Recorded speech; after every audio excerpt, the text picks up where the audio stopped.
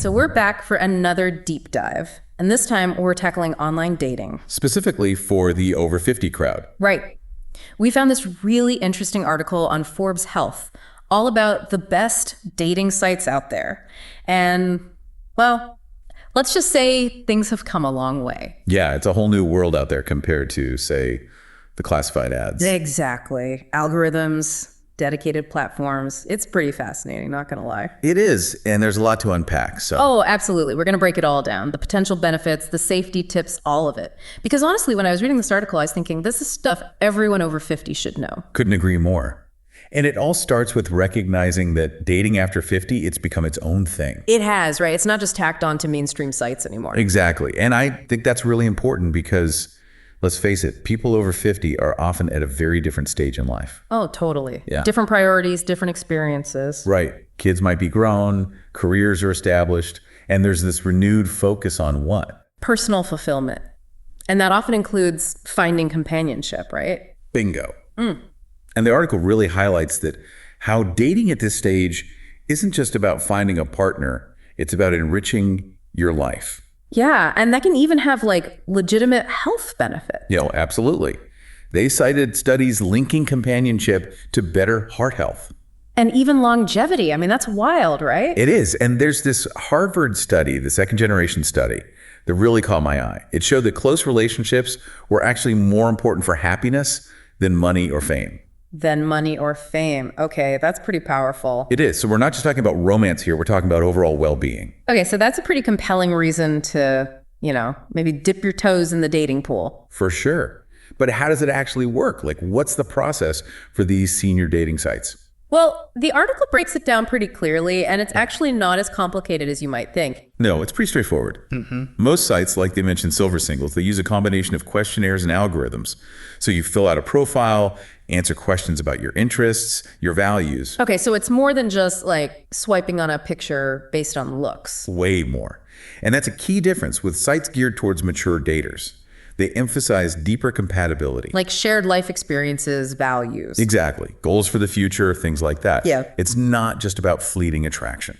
Interesting. So the algorithm is kind of like a virtual matchmaker. In a way, yes. Although, get this, some sites actually offer human matchmaking services. Whoa, seriously? Like a personal dating concierge? Yep. They'll handpick matches for you, sometimes even arrange dates. Wow. Okay. I can see the appeal of that, especially if you're busy or, maybe a little rusty at the whole dating thing. Right. But of course, that kind of personalized service comes at a price. Oh, I bet. So it's about finding that sweet spot, right? Between cost and convenience. Exactly. And that sweet spot's going to be different for everyone. Some people might be perfectly happy with a basic membership using the algorithms and filters. Right. And others might want that extra hand-holding, so to speak. Exactly. It's all about figuring out what works best for you. Okay, so besides cost, what else should we be thinking about when choosing a site? Well, the article made a big point about checking the site's network size. Right, like how many active members they have. Exactly. You want to make sure there are enough potential matches in your area. Makes sense. Don't want to be the only fish in a tiny pond. Exactly. Hey. And speaking of potential matches, did you see the part about a site specifically for single parents? I did. That was really interesting. It just goes to show how specialized these platforms have become. It's amazing, right? There are sites for professionals, for people with shared religious beliefs. For those seeking second marriages even. Right. The options are pretty incredible. And I think that specialization can be a huge advantage, because it allows you to connect with people who are more likely to be on the same page as you. Yeah, that makes sense. Okay, so you've got choices, you've got algorithms, you've even got virtual matchmakers. Sounds pretty exciting, right? It does. But I know there's another side to this coin. And the article definitely didn't shy away from some of the potential downsides. Right, and that's the issue of safety. Yeah, unfortunately, that's something we can't ignore, especially when it comes to online dating. Absolutely. And the reality is, there are scammers out there, and they often target older adults. Okay, now, before you make me too paranoid to even consider online dating, are there any good stories out there? Surely not everyone is out to scam people, right? Of course not. The vast majority of people on these sites are genuinely looking for connection. Okay, good. Good to hear. But just like in any other area of life, it's smart to be aware of the risks and take precautions. All right, fair enough. So let's talk about those precautions. What are some red flags we should be looking out for? How can we stay safe? Well, they quoted a privacy expert, Paul Bischoff, who warned about this tactic called love bombing. Love bombing. What's that? It's where someone showers you with affection really early on, trying to sweep you off your feet. It can be very disarming, especially if you're new to online dating. Oh, wow. Yeah, I can see how that would be a red flag. So how do you tell the difference between someone who's genuinely enthusiastic and someone who's, setting you up for a scam? That's where trusting your gut comes in. If something feels off, it probably is. Pay attention to inconsistencies in their stories, or if they try to pressure you into sharing personal information. Or sending money. Especially sending money. That's a huge red flag. Yikes. Yeah, that's a big no-no. The article had a whole section on practical tips for staying safe, like sticking to communication within the app at first, since it creates a record of your interactions. Exactly. And if you do move to phone calls, use a separate email or a service like Skype so you're not giving out your personal contact info right away. Smart. And what about meeting in person? That feels like a whole other level of caution. Oh, absolutely. They really stressed meeting in public places for those first few dates. Yeah. And always let a friend or family member know where you're going and when you expect to be back. Like a safety buddy system. Exactly. And if at any point you feel uneasy, trust your gut and don't hesitate to end the date. Okay, that's all really good advice. But I gotta admit, it's a little overwhelming.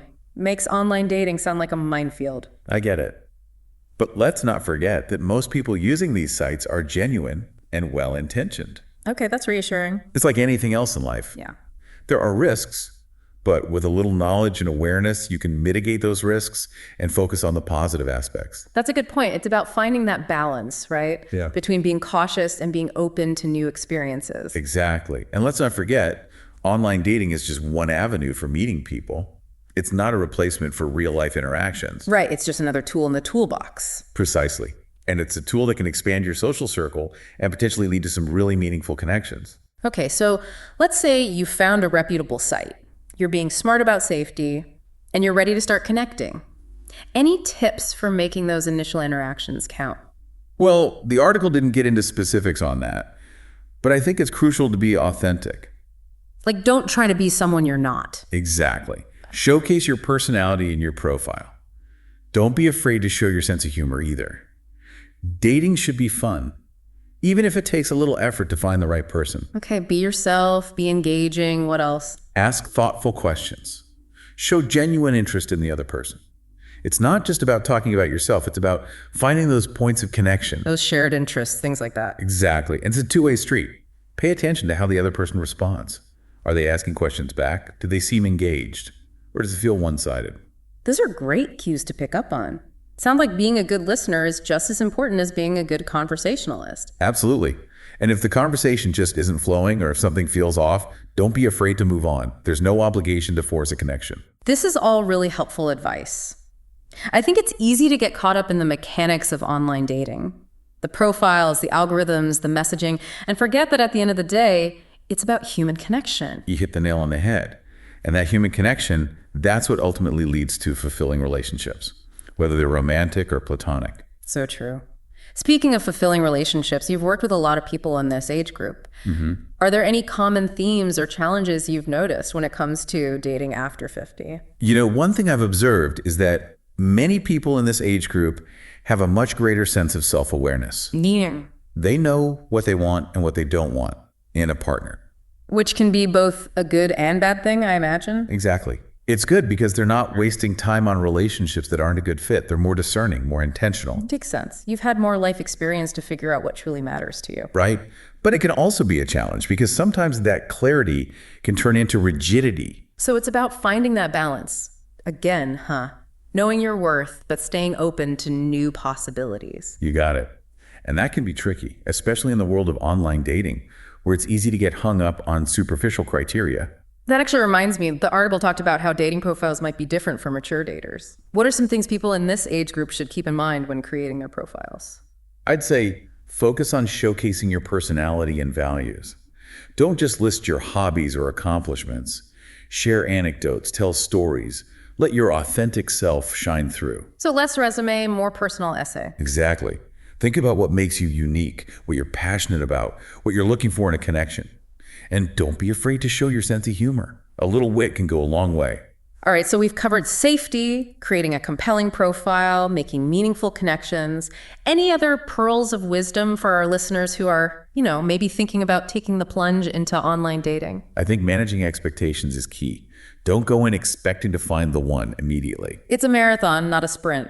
Exactly. It takes time to build trust and connection. Right. And it's important to remember that not every interaction will lead to romance. Right. Sometimes you'll meet people who become friends or who just expand your social circle in unexpected ways. That's a great point. It's about embracing the journey, not just focusing on the destination. Love that perspective. It's about seeing online dating as an adventure, not a chore. Precisely. Yeah. And I think that mindset can make all the difference. It allows you to enjoy the experience, to learn and grow from each interaction, and to stay open to whatever comes your way. Okay, that's a really great way to look at it. So to recap, we've talked about the rise of 50-plus dating, the potential benefits, the importance of safety, and even some tips for making those connections really count. It's been a pretty comprehensive deep dive. It really has. Hopefully, we've given our listeners a lot to think about as they navigate this whole world of online dating. Absolutely. But before we wrap things up, I have one last question for you. What's the one piece of advice you would give to someone who's maybe a little hesitant to try online dating, but is curious about exploring its possibilities? That's a great question. I would say, remember what you value most in a partner and let that guide your search. Online dating can be a fantastic tool for connecting with like-minded people, but it's so important to approach it with a clear sense of what you're looking for and to prioritize your safety and well-being every step of the way. That's such great advice. It's not about just jumping in blindly, but using these platforms intentionally and thoughtfully. Exactly. And with that approach, online dating can be a really wonderful way to expand your social circle, find companionship, and maybe even discover that special someone. I think that's the perfect note to end on. It's all about empowerment, intentionality, and keeping an open mind. Precisely.